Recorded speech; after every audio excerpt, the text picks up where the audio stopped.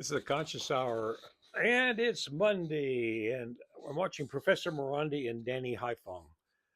Professor Morandi is somebody, let me put it this way, if you had to trust anybody with telling you the truth, no problem. He shoots it straight.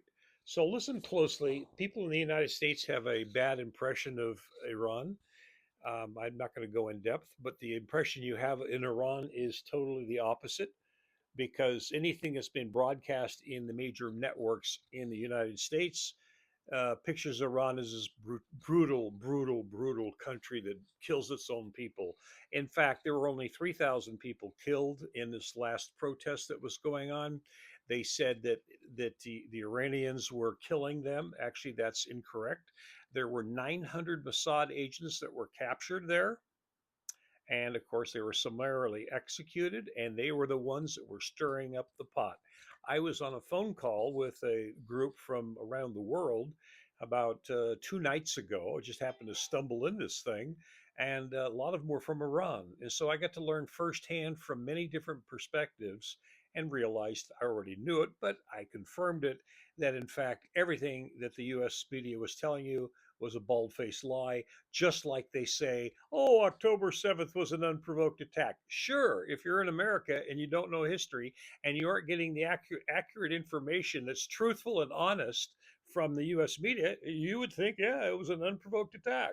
Because how many people even know where Israel is, let alone geopolitics? Most people don't even know what that really means. I'm just joking. Let's get into this one. This is Professor Morandi and Danny Haifong. Then the negotiations will obviously bear fruit. So that's not impossible, though implausible. And that would mean that the United States would agree to Iran enriching uranium and a deal like For 2008. their But of reactors course, and it for broke medical you because isotopes Iran only.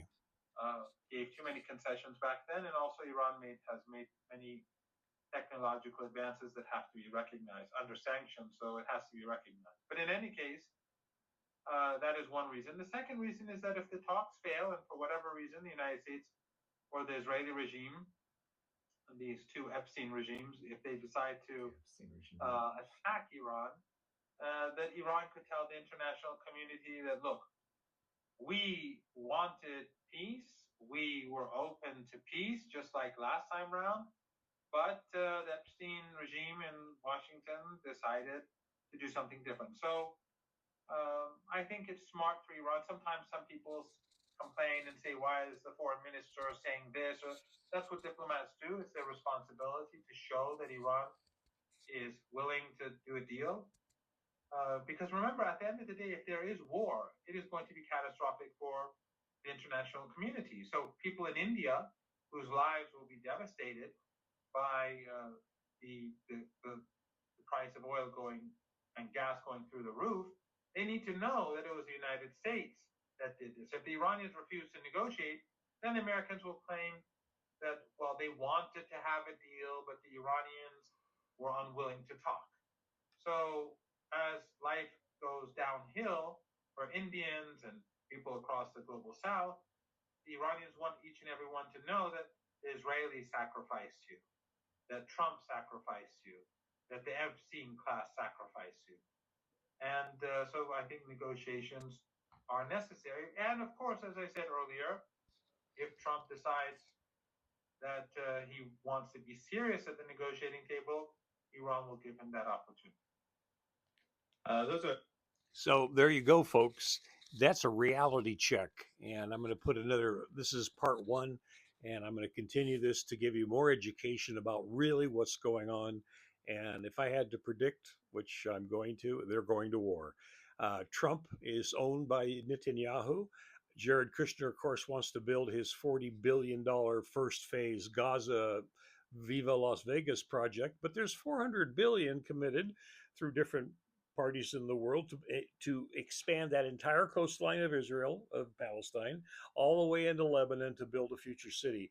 That's what this has always been about. It's about real estate. And just look at who they have as a negotiator for the United States government, who's a real estate tycoon. I don't need to fill in the blanks. You can figure that one out. This is the Conscious Hour. Hit the like button, share it, and donate to the 501c3. Any money that comes into this goes directly to the people in Palestine to help them hopefully live. Thanks for tuning in to Conscious Hour. It's our Conscious Hour.